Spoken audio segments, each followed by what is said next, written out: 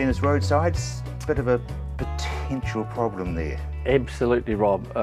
The district councils have thought they're doing a great job in clearing vegetation from the sides of the roads and just exposing shingle, which obviously if you drift off the side of the road and go into shingle, you have more control than if you drift off the road and go into slippery white clover, something like that. But what they've forgotten is what comes next. And of course the tar seal roads with the camber on them are a brilliant area for catchment for rain, or even dews, or even 1 mil, and all that lovely water runs to the side of the road, and it's one of the most fertile spots in the country.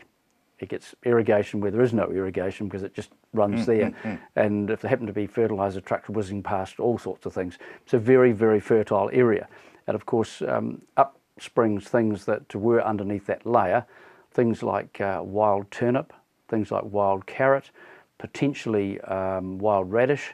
So automatically you have, if it's not controlled with a herbicide, you've got potential flowering, you've got potential bees activity, you've got potential cross-pollination. So I wouldn't have thought of it then. No, well, it's something really the councils need to think about, is, you know, the consequences of what they do. And as farmers, we look around for these things, knowing that, yeah, identifying a risk. Yep. Air plans as far as regional councils? Yes, the Canterbury Air Regional Plan proposed. Very, very interesting reading. Some very good information came out from FAR this week on what farmers think they can do, what they can't do, and what they might be able to do, and what could change. And one thing very good coming out of it is that farmers need to actually think about what they're doing in terms of stubble burning, the effect on neighbours, when it's done, wind speeds, things like that, the distance to somebody that you could upset their activity.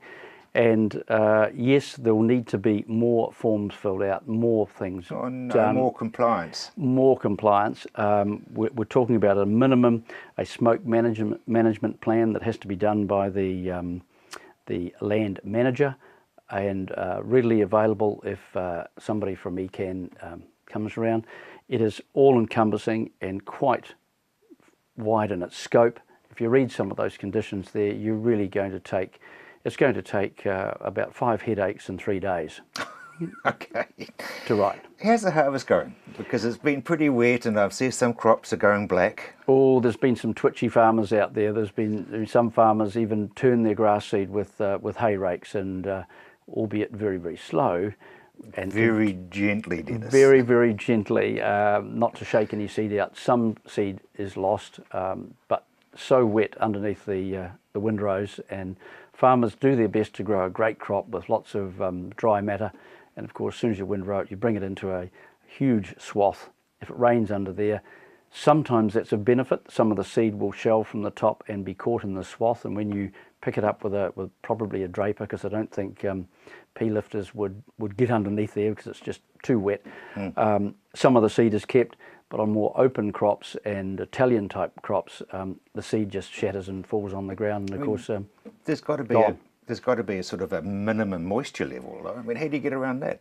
Yes, definitely a minimum moisture level, and all the drying silos and all the drying floors. I've had quite a few farmers ring me and say, do I know of anybody that hasn't got a drying floor or a drying silo being used? And I've directed them to a few, and they're all busy. They're all busy. Okay. Now, there's got to be some paperwork, more compliance.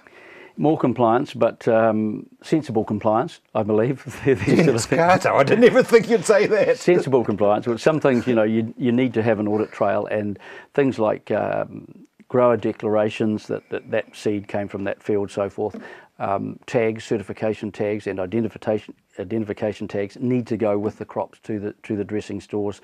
Things like spray diaries obviously need to be done in terms of food safety and traceability, and hygiene checklists for your combine, your equipment, your storage areas. All of those things are tick, tick, tick, tick, and that needs to accompany the seed for identification purposes. Needs to go with the carrier, and that is very sensible compliance. Yep. Now, of course, we always talk this time of year about settings as far as your combine is concerned. Yes, indeed, and farmers go to huge efforts to grow a fantastic crop. The inputs are unbelievable. Get it all ready there and stoked up the first sunny day with a reasonably low humidity, rush around, changing combines over, rush into a crop. Most of them have got a pretty good idea of settings, or you can get a setting from the owner's manual, and then farmers actually pride themselves in being able to set up their combines in the yard before they even get into the crop. But even during the day when you're harvesting a crop, conditions change, and you should change your settings according to those conditions, and that includes rotor speed, concave settings, blast, all those sorts of things, because you want it in the tank. You do want it in the tank. If it's out the back, it's gone, albeit that it's slightly rough in the tank. You're better to get all that seed in there, let the seed dressing stores dress it out. I think there's no medals for the best looking sample. You're not a machine dressing plant. You're a combine harvester. You're a combine harvester. Yeah. The legal situation about who owns seed or grain until when? Yes, that's quite a complex one and varies between contracts, between stores. The issue of insuring that crop, whether it's on your farm, whether it's in transportation, whether it's at the seed store. There's no sense in paying double premiums on insurance, but there's also a real need to know about legal ownership and when that changes. Does it change as it goes into the seed store? Does it change once it is machine dressed? Does it change once purity and germination comes back and complies with the contract? Farmers need to know at what point. A lot of farmers feel as soon as they deliver that seed to a dressing store, all responsibility is gone. It hasn't. It hasn't.